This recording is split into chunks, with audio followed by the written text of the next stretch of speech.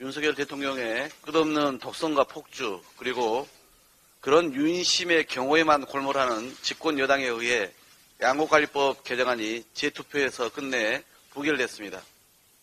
대통령은 국회가 법안 의결을 하기 전부터 일찌감치 거부권을 예고했고 정부와 여당은 이런 대통령만 믿고 국회의장의 연이은 중재안도 거부하면서 대안 없이 시간만 끌었습니다.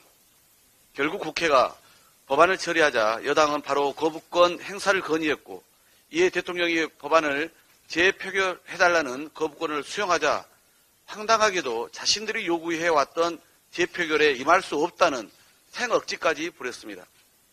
무책임한 갈짓자 행보로 용산 하수인의 끝판왕을 보여준 국민의힘을 강력히 규탄하지 않을 수 없습니다. 그동안 수차례 여론조사에서 확인했듯 국민은 대통령의 거부권이 잘못됐다고 지적했고 법안에 대한 찬성 의견이 훨씬 높았습니다. 하지만 끝내 윤석열 대통령과 여당은 쌀값 폭락을 방지하고 예방하기 위한 각계의 노력과 양보, 논의 과정과 민주적 절차를 완전한 수포로 만들었습니다. 농민의 절박한 생존권 앞에서 밥 한 공기 더 먹기를 대안으로 내세우던 집권당 개전 휴업 상태인 민생 119는 즉시 폐업 선언하기 바랍니다. 민생 법안마저 정략적으로 거부하는 여당은 민생을 운운할 자격이 없습니다. 민주당은 이대로 포기하지 않겠습니다. 후속 입법을 통해 반드시 양곡관리법을 정상화할 것입니다. 어제 본회의에서 또 국회의장이 간호법을 안건으로 상정해 주지 않아 결국 처리되지 못했습니다. 깊은 유감을 표합니다. 지난달 30일 처리됐어야 할 법안임에도 정부 여당의 시간을 더 주자는 의장의 제안을 민주당은 기꺼이 수용해서 기다려왔습니다. 그런데 그 약속과 인내의 결과가 46만 간호인들의 염원이자 국민 건강과 직결된 간호법의 안건 상정을 거부하는 것이란 말입니까? 의장께서는 지난 양곡관리법 개정안 과정을 복기해 보시기 바랍니다. 민주당의 통큰 양보로 본회의 통과까지 수정을 거듭했지만 정부 여당은 어땠습니까? 의장의 두 차례 중재안에도 불구하고 대통령은 거부권을, 여당은 보란듯이 재의결에 반대하며 민심에 맞섰습니다.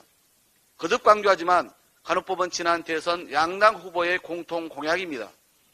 오랜 시간 상임위에서 충분히 숙의해서 의결했고 국민으로부터 공감대도 얻은 민생 법안입니다. 정부 여당이 갈등 조정 대신 또다시 갈등 조장에 나서는데 그대로 손 놓고 있으란 말입니까? 민주당은 27일 본회의에서는 반드시 원칙대로 간호법과 의료법을 포함한 민생 법안을 처리하겠습니다. 의장님도 민의의 전당이 국회 수장으로서 민생 법안의 조속한 처리를 바라는 민심을 우선해 주기 바랍니다. 다음 본회의에서는 원칙대로 그리고 약속대로 처리해야 합니다. 국민의힘도 더 이상 시간 끌기의 꼼수로 민생 법안을 정략화하며 야당과의 대결에만 골몰하는 행태를 즉각 중단하기 바랍니다. 국민의힘이 당대표를 역임하고 대선 후보까지 한 미스터 쓴소리 홍준표 대구시장을 상임고문직에서 해촉했습니다. 당원 당규에도 없는 상임고문 해촉도 처음 들어봤지만 이미 대구시장 때 임명해놓고선 시장 겸임이 관례에 맞지 않아 해촉했다는 변명도 참으로 궁색합니다. 막말을 자정하고 성찰하겠다며 중진 연석회의까지 열었지만 김재원, 조수진, 태영호 최고위원은 그대로 둔 채 결론은 김기현 대표와 각을 세워온 홍준표 대구시장의 상임고문직 박탈이었습니다. 존재감은커녕 바람 빠진 풍선처럼 쪼그라든 리더십과 지지도를 의식하느라 민생 핑계로 연일 먹방만 찍던 김기현표 첫 작품인 셈입니다. 김 대표는 홍 시장 해촉으로 확실하게 정광훈 목사의 손을 들어줬습니다. 망언은 괜찮고 쓴소리는 안 되는 국민의힘의 당윤리도 확인된 것입니다. 김재원 최고위원도 정광훈 목사도 끄떡없으니 국민의힘 내 정광훈 극우 파워도 확실히 확인된 셈입니다. 국민의힘은 정치 도의 따위는 가볍게 무시하며 대통령 눈밖에 난 젊은 당대표를 내쫓더니 전당대회 룰까지 받고 유력 후보들을 차례로 제거해버렸습니다.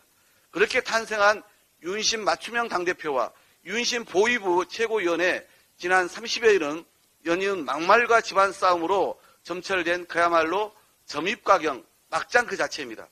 그런데도 국민의힘 친윤 지도부는 자신들의 실수와 잘못을 반성하기는커녕 오히려 정적 제고로 악용하고 있는 것입니다.